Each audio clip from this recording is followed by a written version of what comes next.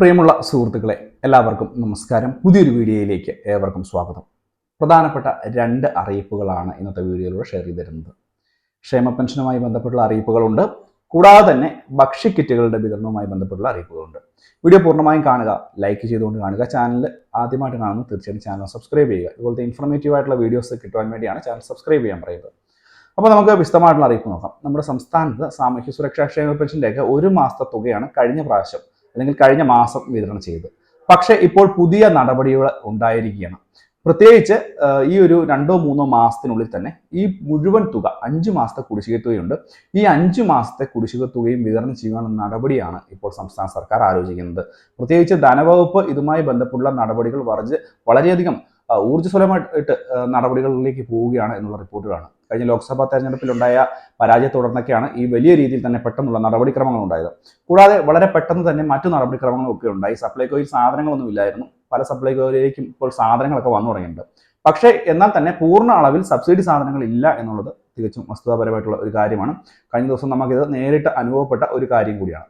മാത്രവുമല്ല, ഈ ഒരു സപ്ലൈകോയുടെ 50 വർഷങ്ങൾ എന്നുള്ള ഒരു പ്രത്യേക നടപടിയുടെ ഭാഗമായിട്ട് അല്ലെങ്കിൽ പ്രത്യേക ഒരു സ്കീമിൽ ഉൾപ്പെടുത്തി 2 മണി മുതൽ 3 മണി വരെയുള്ള സമയങ്ങളിൽ എല്ലാ ദിവസവും 50ഓളം സാധനങ്ങൾക്ക്, നോൺ സബ്സിഡി സാധനങ്ങളാണ്, ഈ സാധനങ്ങൾക്ക് 10% മുതൽ വിലക്കുറവിൽ ലഭിക്കും എന്നുള്ളൊരു കാര്യം കൂടി ഒന്ന് പ്രത്യേകം മനസ്സിലാക്കുക.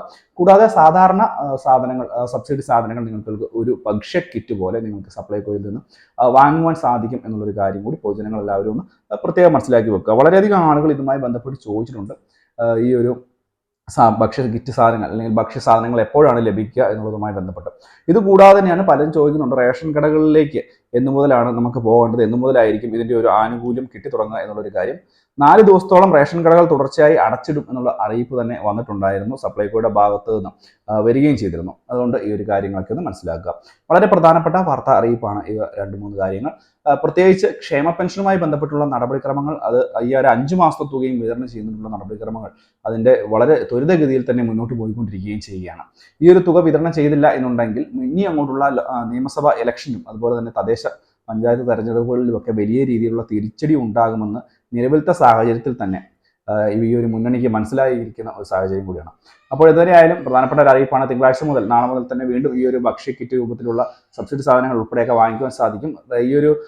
ഈ മാസത്തെ ക്ഷേമ പെൻഷന്റെ വിതരണം ഉടനെ തന്നെ ഉണ്ടാകും എന്നുള്ളതാണ് ഏറ്റവും പുതിയ റിപ്പോർട്ട് വരുന്നത്. കഴിഞ്ഞ പ്രാവശ്യത്തെ പോലെ മാസം അവസാനത്തേക്ക് വെക്കാനുള്ള സാധ്യതയൊന്നുമില്ല. ഒരു മാസത്തെ തുകയ്ക്ക് വേണ്ടി ഏകദേശം 900 കോടി രൂപ കടമെടുക്കാനുള്ള നടപടികളിലേക്ക് പോകുന്നുണ്ട്. ഒരുപക്ഷെ 2-3 മാസത്തെ തുക ലഭിക്കാനുള്ള സാധ്യത വളരെ കൂടുതലാണ്.